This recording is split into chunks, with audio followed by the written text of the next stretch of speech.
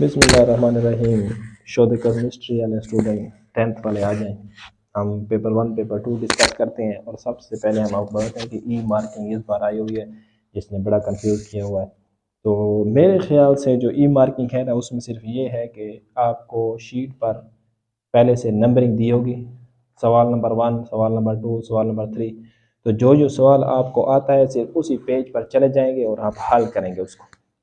और दूसरी बात कि पहले तो ऐसे होता था कि मतलब आपका सवाल दिया जाता ना, तो आप अपनी भी कोई चीज़ ऐड कर देते थे।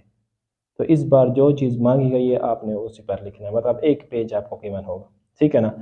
और फॉर एग्जांपल पेज 1 पर क्वेश्चन 1 की नंबरिंग देंगे और पेज को छोड़ देंगे, फिर 2 दूसरी साइड पर दे के पेज को छोड़ देंगे। अगर फॉर एग्जांपल आप पहले क्वेश्चन 3 करना चाहते हैं तो तीसरे पेज पर चले जाएं, पहले उसको सॉल्व कर लें उसी पर, ठीक है ना। मेरे ख्याल से ये है। दूसरी बात, जो सवाल आपसे पूछा गया है, फॉर एग्जाम्पल आपसे पूछा जाता है कि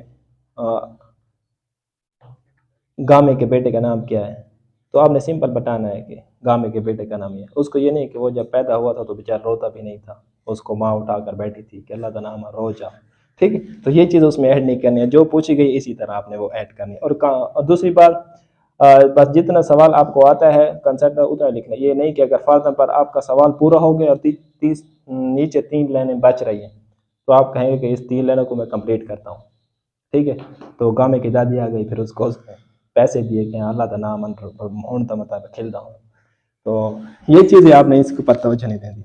दूसरी, अब ये कहते हैं कि कंप्यूटर चेक करेगा। मैं कहता हूँ कि अगर फॉर एग्जाम्पल कंप्यूटर चेक करता है, एक स्टूडेंट की राइटिंग बिल्कुल समझ भी नहीं आती, तो कंप्यूटर को आप क्या कहेंगे कि बेचारा गरीब है, इसने राइटिंग पर तवज्जो नहीं किया, लेकिन बाकी इसने मेहनत की, इसलिए अल्लाह का नाम है सही चेक कर। तो ये भी मुझे नहीं लगता है। जो 2 पॉइंट मैंने आपको बताए तकरीबन उसके मुताबिक हर नया आया है सिस्टम, देख लेंगे कैसे होता है, कल आपको पता चल जाएगा। अब हम सबसे पहले एमसीक्यूज करते हैं, फिर आपको इंपॉर्टेंट टॉपिक बताएंगे केमिस्ट्री के, आप वो सॉल्व करें। और उम्मीद है आपका पेपर इंशाल्लाह हो जाएगा। मुश्किल पेपर होता है, टॉपिक वाइज आता है, एक्सरसाइज टच नहीं होती है। द पहले हमसे क्यूज है एनवायरनमेंट में the chemical method use to recognise equilibrium. Equilibrium को जब एक सवाल आया हुआ है कौन से मेथड है रिकॉग्नाइज करने के लिए, तो 3 इनमें फिजिकल मेथड थे और एक केमिकल। तो केमिकल मेथड टाइट्रेशन और दूसरे जो मेथड हैं टाइट रिफ्रैक्टोमेट्री और डिस्टिलेशन, ये सारे फिजिकल मेथड हैं, ठीक है। दूसरा हमसे क्यूज है Na3 can donate an electron pair, it will be consider as. तो ये कौन सा है, तो आपने 3 कंसेप्ट हैं दूसरे चैप्टर में, Lewis acid base, Lowry Bronsted acid base और तीसरा एक है आर्हेनियस। ये तीनों सवाल आप ज़रूर याद कर लें, इनके स्ट्रक्चर भी याद कर लें, जो इनमें कंपाउंड आते हैं ये ज़रूर पेपर में आते हैं। अब आपको पता है लीविस एस बेस है, जो इलेक्ट्रॉन को डोनेट करता है वो लीविस बेस होता है, और जो एक्सेप्ट करता है वो एसिड होता है। कल ये भी आ सकता है कि एक्सेप्ट जो इलेक्ट्रॉन करता है वो क्या होता है, लीविस एसिड। इसके बाद हमसे क्यूज है which among the following statement is true about organic compound. वो आपको पता है ऑर्गेनिक कंपाउंड में कौन कोवैलेंट होते हैं नेचर में। फंक्शनल ग्रुप ऑफ अल्डिहाइड वो CHO। तो फंक्शनल ग्रुप जितने भी हैं वो आप ज़रूर याद रखें, वो MCQs में ज़रूर आते हैं। तो CHO जो है वो हमारा अल्डिहाइड का फंक्शनल ग्रुप है। इसके बाद alkyne contain 2-4 carbon atoms are. तो ये हमारे पास क्या है, 2 से 4 तक जो होते हैं वो गैस होते हैं, फिर उसके हायर जो होते हैं 5-6 वो फिर लिक्विड में आ जाते हैं। तो ये आपने याद रखना है। Carbohydrates that can be hydrolyse into 4 simple sugar units are. तो आपको पता है जो 4 होते हैं उसको टेट्रा कहते हैं, और जो 3 होते हैं उसको ट्राई कहते हैं। तो ये आपने याद रखना है। Air conditioner are the major source of producing, तो क्लोरोफ्लोरोकार्बन, ये आपने याद रखना है। Oxides of sulphur are naturally produce by, तो वो decay of organic matter. One of the most important requirement of survival of water on earth. तो ज़मीन पर ज़िंदा रहने के लिए कौन सी चीज़ इंपॉर्टेंट है, वो है पानी, water. Why what is primary purpose of water treatment. Water treatment का प्राइमरी पर्पज़ क्या है कि उसमें से हम क्या करते हैं, रिमूव करते हैं कंटेनमेंट और पैथोजेंस जो होते हैं। Which of the following is use to cigarette in flavour हेमंत। अच्छा, सिगरेट में कौन सा वो जायका होता है, ठीक है, तो यूरिया के यूजेस में आया हुआ है। आप तो वो नहीं करते हैं, जो हमारे पास वो होते हैं ना स्टूडेंट, 2-3 सूटें लगा लेते हैं तो उनको पता होगा कौन सा। आप तो माशाल्लाह नहीं पीते। इसके बाद है which are the following what is the term used for processing और separating different component of petroleum. तो वो आपने सुना होगा, आजकल जंगें चल रही हैं तो ईरान ने फिर रिफाइनरी पर हमला कर लिया, ठीक है, तो वो आयर रिफाइनरी इससे रिलेटेड होता है, तो रिफाइनिंग ऑप्शन। अब एनुअल 2 पेपर में पहला हम सिक्यूज देखें, reaction which react to form product, ठीक है, रिएक्टेंट फार्म, तो रिएक्टेंट जो प्रोडक्ट बनाते हैं वो फॉरवर्ड रिएक्शन होता है। कल ये भी आ सकता है कि बैकवर्ड जो होता है प्रोडक्ट बैकवर्ड बनाता है रिएक्टेंट, तो वो कौन सा होता है, वो रिवर्स रिएक्शन हो जाएगा। Lewis acid is a chemical substance that can be, अब देखें यहाँ लिविस एसिड बेस की डिफिनीशन आई हुई है, तो accept a pair of electron. कल ये भी आ सकता है कि लिविस बेस की डिफिनीशन क्या है, तो वो इधर आ जाती है। इसके बाद the functional group of ether is, तो वो ओ है, तो पहले भी मैंने आपको कहा है कि एनुअल 1 पेपर में फंक्शनल ग्रुप आप याद रखें। कार्बन हाइड्रोजन और essential component of organic compound होते हैं, ये आपको याद करना। उसके बाद general molecular formula of alkane homologous series is, तो आपने जो तीन हमारे पास हैं अल्केन अल्कीन अल्काइन, इन तीनों के आपने फार्मूले याद रखने हैं। हनी कंटेन फ्रक्टोज, तो ये आपने याद रखना है फ्रक्टोज। अगर आपके पास गाइड है तो उधर देखें, यूनिट 1 जो यूनिट 2 है उसके पहले पेज पर देखें, ये सारे लिखे हुए हैं, lactic acid, malic acid, citric acid, ये किस किस में पाया जाता है, तो इनसे रिलेटेड MCQ ज़रूरत है, तो ये आप याद करने ज़रूर। इसके बाद हमारे पास आता है the layer of atmosphere closest to earth surface, जो ज़मीन के नज़दीक जो एटमॉस्फेयर की वो लेयर होती है वो ट्रोपोस्फेयर है, तो बाकी भी आ सकते हैं, कल सेकंड आ सकती है, तो ये याद रखें। Normal rain water is slightly acidic होता है। Water is a component not an element, ये किसने कहा था, तो ये एक साइंटिस्ट का नाम है। Water that produce good leather is soft water, soft और हार्ड वाटर है, इसके बारे में ज़रूर आप याद रखें, ये इंपॉर्टेंट सवाल है। Which type of fertiliser urea is, तो उसमें नाइट्रोजन यूज़ होता है, तो नाइट्रोजीनियस उसको कहते हैं। Urea is a white organic compound that is, तो क्रिस्टलाइन फॉर्म में होता है। अब हम आपको इम्पॉर्टेंट सवाल बताते हैं और नाल टॉपिक बताते हैं कि कौन कौन से पेपर में आई हुए हैं, सिर्फ आपने वही तैयार करने हैं। चैप्टर 1 और चैप्टर 2 आप ज़रूर याद रखें, उनमें बहुत से सवाल आए हुए हैं और अब बाकी भी रिपीट हुए हैं।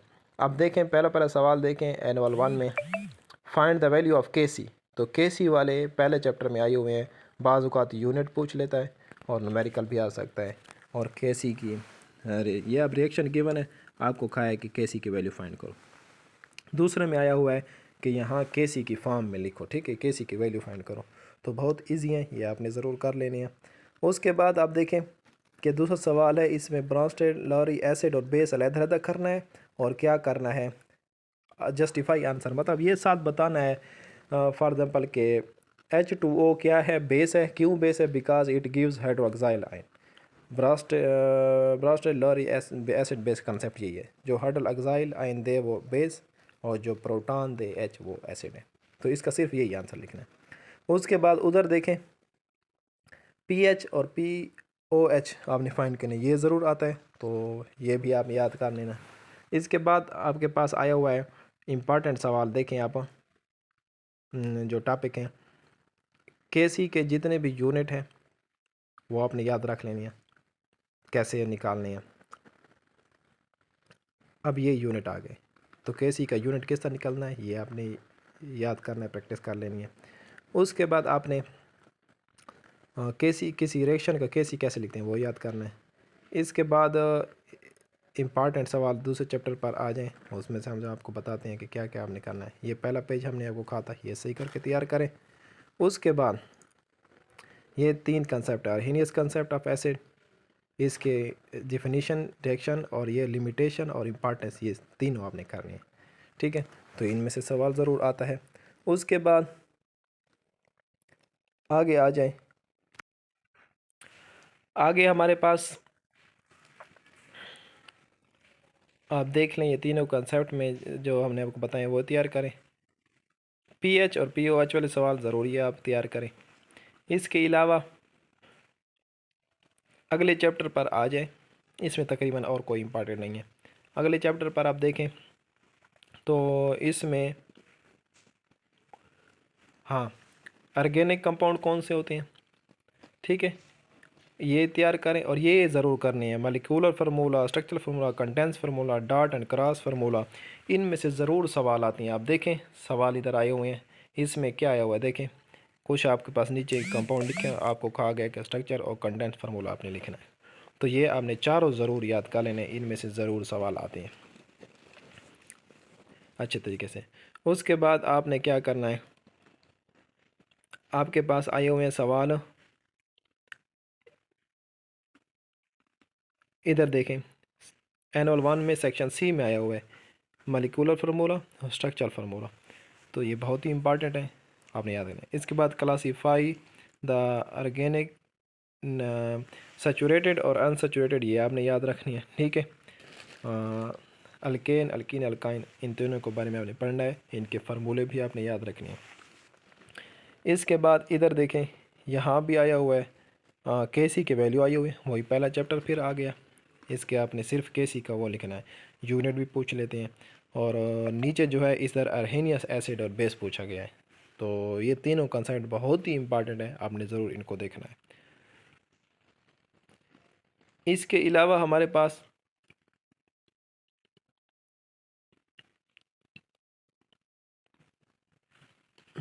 अब आ गया है कि अल्केन, अल्केन ये सैचुरेटेड है या अनसैचुरेटेड, ये याद रखना है। और उसके बाद इसका फार्मूला याद रखना है और इसका एक स्ट्रक्चर किसी ये थोड़े से इनके नाम याद रखने हैं, किस तरह स्ट्रक्चर बनता है। अल्केन हो गया, फिर इसी तरह होमोलोगस सीरीज़ इंपॉर्टेंट है, ये थोड़ा सा देख लें। और इसके अलावा आप क्या करते हैं, अल्काइन आगे आएगा, अल्कीन आएगा, उसका भी आपने फ़िज़िकल प्रॉपर्टीज़ और फार्मूला ये आपने याद रख लेना है ज़रूर। ये ज़रूर MCQs में भी आते हैं और शार्ट सवाल भी आपका आ सकता है। इसके अलावा जो इम्पॉर्टेंट सवाल हैं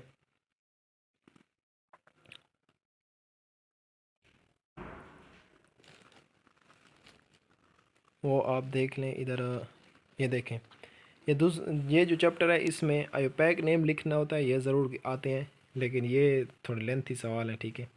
किस तरह रिएक्शन को नाम देते हैं, अगर जिसने पढ़ा हुआ तो वो तो आसानी से रिवाइज़ कर लेगा, अगर जिसने पहले नहीं पढ़ा तो वो अभी इतना नहीं हो सकता है। अब हमारे पास कार्बोहाइड्रेट्स आ गया। कार्बोहाइड्रेट्स की फिर टाइप है मोनोसेकेराइड, पॉलीसेकेराइड, ठीक है। तो ये ज़रूर आपने याद रखने हैं, ये भी MCQs में भी आया हुआ है और सवाल भी आते हैं, इसको अच्छी तरह आप तैयार कर लें, इसमें ये इंपॉर्टेंट आप। उसके बाद न्यूक्लिक एसिड ये आया हुआ, ये आप इंपॉर्टेंट आप है, ये आप कर लें। इसके अलावा विटामिन्स, ये ज़रूर इसके बारे में शॉर्ट सवाल आए हुए हैं, इनके सोर्स और विटामिन्स के बी जो भी हैं वो आपने ज़रूर याद रखें हैं। देखें इधर आपके सवाल आए हुए हैं, सवाल number what is the importance of vitamin E, B12, D and C। और इसी तरह दूसरे एनुअल 2 में भी आया हुआ है what was the old name of vitamins, ठीक है। तो ओल्ड नेम्स भी के बारे में आया हुआ है, तो ये विटामिन्स वाले आप ज़रूर देख लें, ये बहुत ही इंपॉर्टेंट आपके सवाल है। इसके अलावा एटमॉस्फेयर वाला, पहले मैंने आपको बताया एटमॉस्फेयर और इसकी लेयर्स के बारे में, इनकी हाइट कितनी है, ठीक है, तादाद, ये तरतीब से पूछ सकते हैं। कल ये सवाल भी आ सकता है कि डिफाइन थर्मोस्फेयर और स्ट्रेटोस्फेयर, ठीक है। तो ये आप ज़रूर याद कर लें, वेरी इंपॉर्टेंट टॉपिक।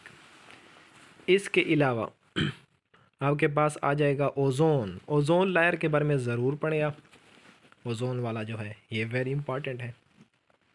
इधर देखें सवाल आए हुए हैं ओज़ोन वाला, एनुअल 1 में भी आया हुआ है, या नीचे देखें, और एनुअल 2 में भी ओज़ोन वाला आया हुआ है शार्ट में, उधर लॉन्ग में आया हुआ है, इधर शार्ट में आया हुआ है, तो ये वेरी इंपॉर्टेंट है। इसके अलावा आपके पास जो इम्पॉर्टेंट सवाल है वो है ग्लोबल वार्मिंग, ग्लोबल वार्मिंग भी आ चुका है, ये आपने ज़रूर करना है। इसके अलावा अब वाटर की वजह से कौन कौन सी बीमारियां पैदा होती हैं, ये आपने ज़रूर करना है, इसका सवाल ज़रूर आता है। इधर देखें ये आया हुआ है वाटर की वजह से कौन सी बीमारियां होती हैं, ये वेरी इंपॉर्टेंट है। अच्छा, इसके अलावा आपने क्या करना है, इधर भी देखें ये आया हुआ explain the briefly importance of nucleic acid, मतलब एक में शार्ट में सवाल आया हुआ है एनुअल 1 में और उसमें लॉन्ग में आया हुआ है, तो ये इंपॉर्टेंट है। अब सॉफ्ट और हार्ड वाटर के बारे में आपने ज़रूर पढ़ना है, ये आते रहते हैं। अब ये मेथड आ गया, क्लर्क मेथड, ये भी आया हुआ है सवाल, इसको ज़रूर कर लेना है आपने। इसके अलावा लास्ट हमारे पास जो चैप्टर है उसमें सिर्फ आप यूरिया का जो यूज़ है ये बस तैयार कर लें, और यूरिया के यूज़ के बाद एक पेट्रोलियम वाला सवाल आपका आया हुआ है, ठीक है, उसकी फ़िज़िकल प्रॉपर्टीज़ और वो, तो वो आपने कर लेना है। यही तकरीबन इंपॉर्टेंट टॉपिक थे, और इनको अगर तैयार आप करेंगे तो उम्मीद है इंशाल्लाह आपका पेपर अच्छा हो जाएगा।